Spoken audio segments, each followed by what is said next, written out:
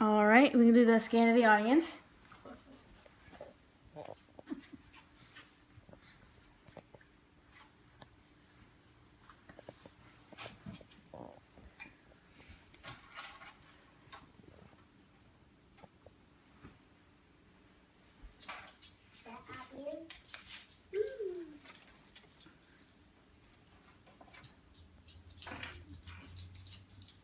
Okay, a sexual orientation. Chances are, if you have one, you're going to get into a relationship. And if you're in a relationship, it's going to have a start and it's going to have, unfortunately, an end.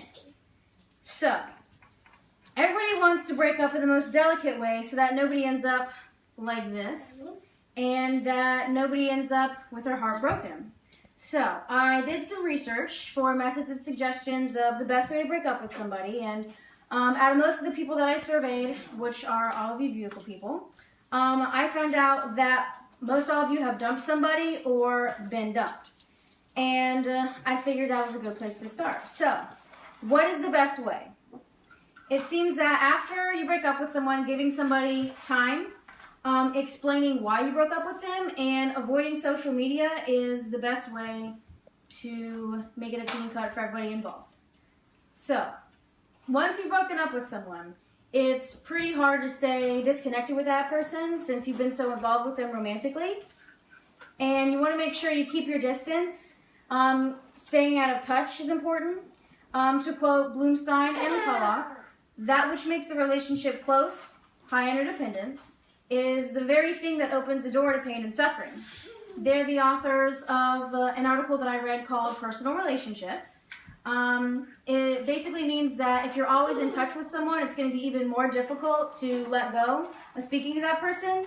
Once again, to quote these two authors, the closer you are, the more emotional distress you'll feel when breaking up with that person. And to quote another person I found researching, her article, How to Break Up with Someone by Petra Boynton, she says that deleting somebody's contact off your phone, deleting them from Facebook is something that'll help you fight the urge to message them. Now, everybody's probably got one of these in their pocket as we speak, as you're watching this online. They're with us all the time. We always have them. And so if you don't have a way to talk to that person afterwards, it's going to be easier to stay out of contact. And she also mentions that you should be the one to break up with someone. You shouldn't have somebody else do it for you, like a family member or a friend. It's just not a good idea. It can be very hurtful that way and not as personal. And if you feel upset about not being in contact with that person, when somebody goes through a breakup, everyone around them is affected. Everybody who knew the couple as a couple will be affected by their breakup. And they'll also know who the people were. And so when you cut off direct contact, you'll still have those people around them. And it won't be as tough of a thing to stop talking to them completely. But once you break up with someone, they always want to know why. And they have a good reason to. Petra Boynton says that it's natural for somebody to need a reason to know why they broke up with you. And what you want to avoid is listing their faults. You always want to make sure you tell them how they made you feel as opposed to just telling them everything they did wrong, because they can take it as a personal attack.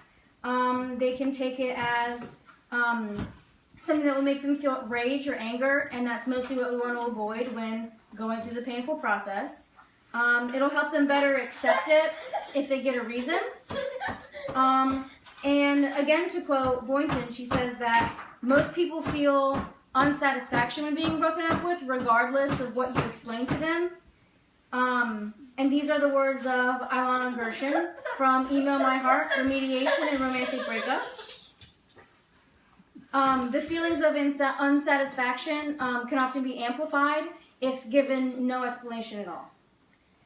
Now this outcome of how they will feel after you've broken up with them comes from the way that you do it and the explanation that you give. So that's definitely something to keep in mind going through the process. So, what is appropriate and what's not appropriate with social media? I found through research, it's best to just exclude it completely. Everybody has different interpretations of certain social media, of certain websites. Gershon, to quote her, insists that after there was a study conducted of 18 to 22 year olds, they said that they dislike the idea of breaking up with someone over email or text, although a phone conversation would be more acceptable. And this is what Gershon calls the idea of face-to-face communication. The closer it is to actual face-to-face communication, the more accepting they'll be of it, even though it's a technological media. And so, in conclusion, the best way to break up with someone is leave social media out. There's an array of options of how to split with someone, although it shouldn't be like that. You should only want to do it face-to-face, since there's no set rules of social media. So, hopefully, these methods are the best way to break up with someone.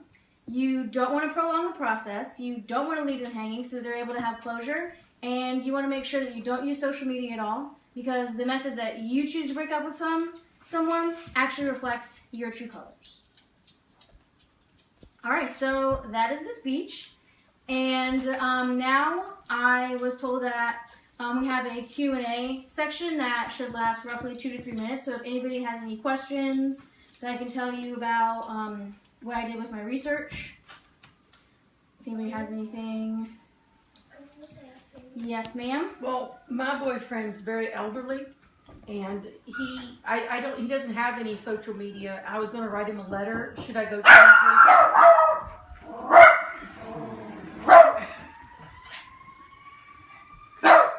Hello.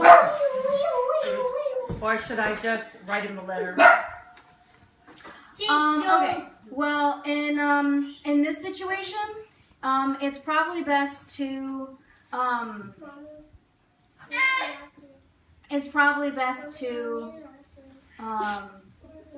ahead and write the letter if it's long distance. I read that if it's a long distance relationship, it's okay to use like a phone conversation or a letter if you can't be face to face. But like again, through most of my research, it said that you want to have it face to face no matter what the situation. He's kind of forgetful, which is why I'm breaking up with him. So I thought if it was a letter, he could refer back to it later, you know, and realize we were broken up. That seems like a good idea, especially with the explanation aspect. Then he has that as a reference instead of just going off what he said, she said, which is another concept that was frowned upon to have as a method. Documentation, like a letter, can help them have closure too, and it would be a longer explanation that they can refer back to. So that would be a good idea. Okay, thank you. I think that's good. In conclusion, yeah.